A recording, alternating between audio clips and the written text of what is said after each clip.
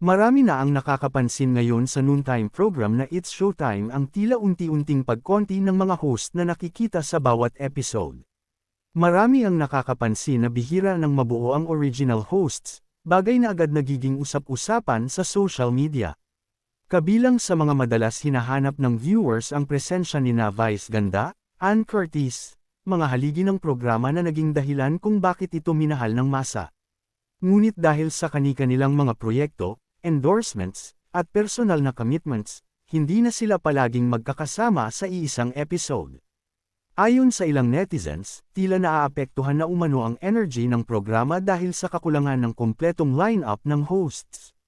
May mga nagsasabi na iba pa rin ang dating kapag buo ang barkada, lalo na sa mga segment na nangangailangan ng matinding kulitan at chemistry na matagal nang nabuo sa pagitan ng mga original hosts. Gayunpaman, patunay ito na in-demand ang mga host ng programa sa iba't ibang larangan, mula sa telebisyon, pelikula, hanggang sa live events. Sa kabila ng mga pagbabagong ito, nananatili pa rin ang suporta ng solid fans ng noontime show. Umaasa ang marami na makakahanap ang programa ng paraan upang mapanatili ang dating sigla nito, kahit pa hindi laging kumpleto ang mga original hosts. May mga usap-usapan din kasi na may malaking pagbabago ang programa ngayong taon na iaanunsyo sa mga susunod na araw.